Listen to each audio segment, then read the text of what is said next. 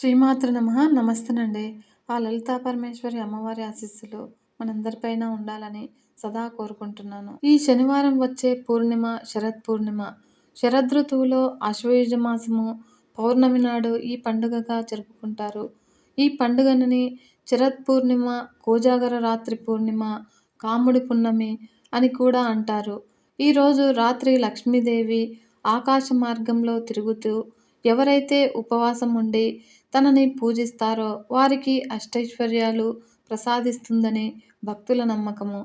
హిందువులు ముఖ్యంగా మహారాష్ట్ర, గుజరాత్, తెలంగాణ రాష్ట్రాల వారు ఈ పండుగని జరుపుకుంటారు.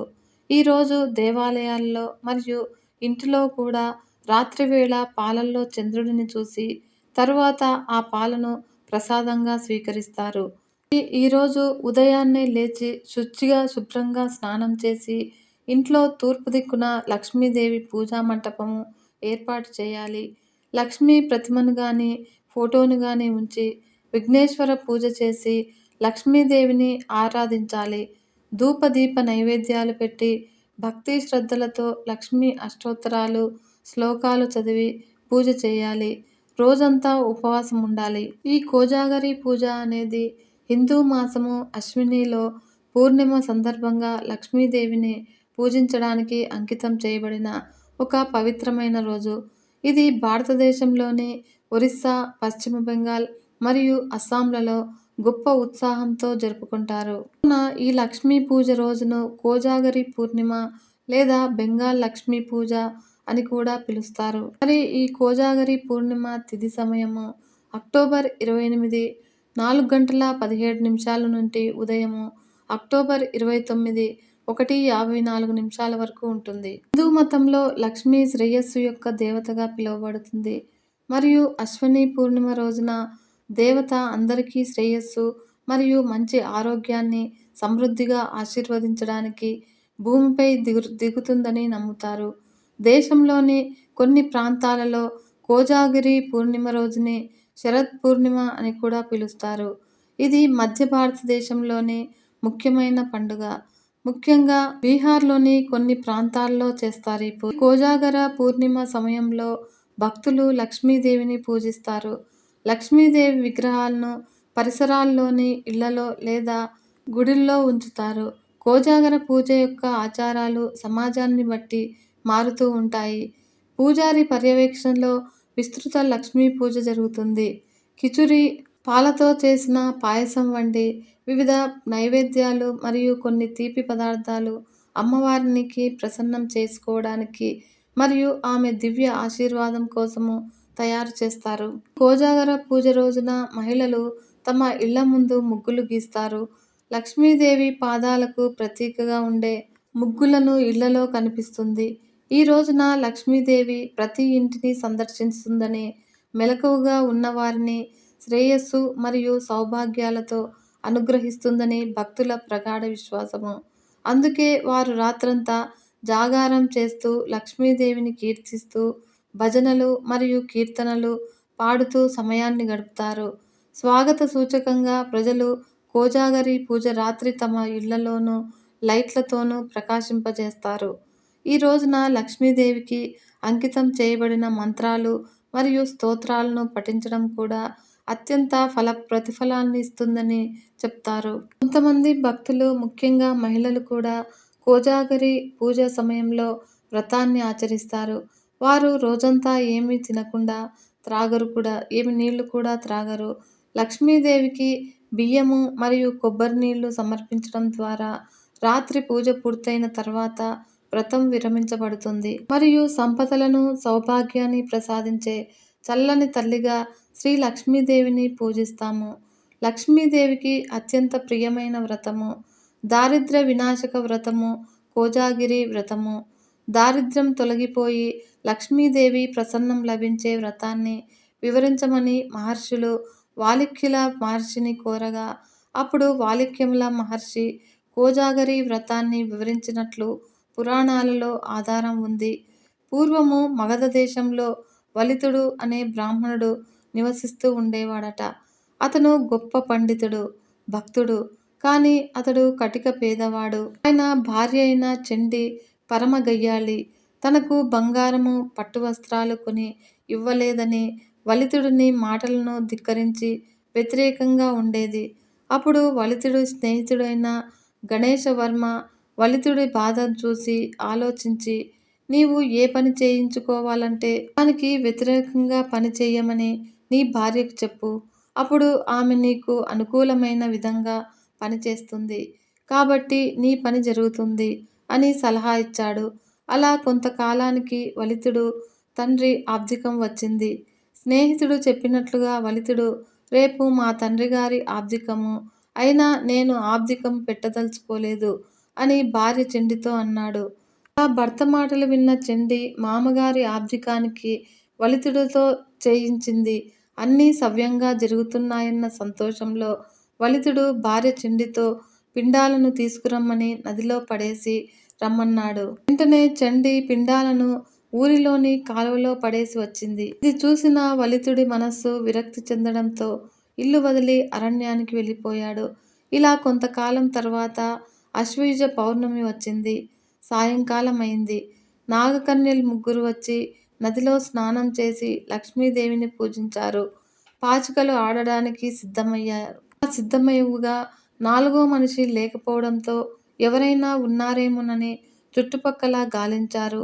అప్పుడు వారికి వలితుడు కనిపించాడు.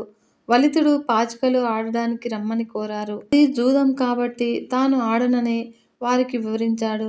ఈరోజు పాచికలాడటము నియమమని నాగకన్యలు వలితుడిని ఒప్పించి పాచికలు ఆడటానికి ఒప్పించారు. అప్పుడు లక్ష్మీ సమేతుడైన విష్ణువు భూలోకంలో ఎవరు మేల్కొని ఉన్నారో చూడటానికి రాగా వారికి ఈ ముగ్గురు నాగకన్యలు మరియు వలితుడు పాచికలు ఆడుతూ కనిపించారు. దీనికి సంతోషించిన లక్ష్మీదేవి వారికి సర్వసంపదలు ప్రసాదించాలని వాలిక్యల మహర్షి వివరించాడట. కాబట్టి ఆశ్వయుజ పౌర్ణమి రోజున లక్ష్మీదేవిని పూజించి ఆ రాత్రి జాగరణ చేస్తూ పాచికలు ఆడేవారికి సర్వ సంపదలు చేకూరుతాయని పురాణాలు చెబుతున్నాయి. జయ విజయులకు లక్ష్మీదేవి శాపం ఇచ్చిందట. ఇప్పుడు ఆ కథను గురించి మనం తెలుసుకుందాము. మన ఛానల్ని ఫస్ట్ టైం చూస్తున్నట్లయితే ఈ వీడియో కనుక మీకు నచ్చినట్లయితే మరియు ఉపయోగకరంగా ఉంది అనిపిస్తే లైక్ చేయండి ఫ్రెండ్స్. మరియు మన ఛానల్ని సబ్స్క్రైబ్ చేసుకొని మరింత ముందుకు తీసుకెళ్లగలరని ఆశిస్తున్నాను. వైకుంఠంలో విష్ణుమూర్తి దగ్గర ఇద్దరు ద్వారపాలకులు ఉంటారు. వారి పేర్లు జయలు, విజయుడు. ఇద్దరు విష్ణు భక్తులే. ఒకరోజు సనక సనందాదులు విష్ణు సందర్శన కోసము వైకుంఠానికి వచ్చారు. అప్పుడు సనక సనందాదులు మహామునులు, బ్రహ్మ మానసపుత్రులు, అసాధారణ మహిమలు గల మహనీయులు. సకల జగత్తు వారికి ఈశ్వరమయంగానే కనిపిస్తుంది. వారికి ఎక్కడా ఎలాంటి అడ్డు అదుపు లేదు, ఉండదు కూడా. వారెప్పుడూ 5 ఏళ్ల ప్రాయంలోనే ఉంటారు. నగ్నంగా ఉంటారు. బాలురిలా కనిపిస్తారు. వైకుంఠంలో ప్రవేశించిన సనక సనందాదులు 6 ద్వారాలు దాటాడు. 7వ ద్వారం దగ్గరకు చేరుకున్నారు. అక్కడే జయ, విజయులు కాపలాగా ఉన్నారు. లక్ష్మీదేవి, విష్ణుమూర్తుల కేళీ మందిరమే 7వ ద్వారము. ఆ ద్వారం దాటాలంటే జయ విజయుల అనుమతి తీసుకోవాల్సిందే. అయితే సనక సనందాదులు ఒకరితో మరొకరితో పని లేదు. బ్రహ్మస్వరూపులు వారు. 7వ ద్వారం దాటబోతుండగా జయ విజయులు వారిని అడ్డగించడమే కాక మదాంధులైన ఆ మహామునుల్ని నిందావాక్యాలతో అవమానించారు. చిన్న పిల్లలు దిగంబరులై ఉన్నారు. ఇంకో మాట చెప్పాలంటే పిచ్చివాళ్లలా కనిపిస్తున్నారు. ఎక్కడికి వెళ్తున్నారు? ఇది వైకుంఠము, 7వ ద్వారము. ఏకాంత మందిరంలోని శ్రీవారిని దర్శించాలంటే మా అనుమతి కావాలి. మీరు తీసుకున్నారా? లేదు. లేనప్పుడు ఎలా లోపలికి వెళ్ళగలరు? వెళ్ళండి, వెనక్కి వెళ్ళిపోండి ముందు ఇక్కడి నుంచి అని అనగా అప్పుడు సనక సనందాదులు అక్కడే నిలబడిపోయారు. ఒకరినొకరు చూసుకుని జయ విజయుల్ని చూసి ఆగ్రహం చెంది ఇలా అన్నారు. జయ విజయులారా, మమ్మల్ని ఎవరని అనుకుంటున్నారు? మేము సనక సనందాదులము, విష్ణు భక్తులము. ఆ శ్రీహరిని సందర్శించడానికి మాకు ఒకరి అనుమతి అవసరం లేదు.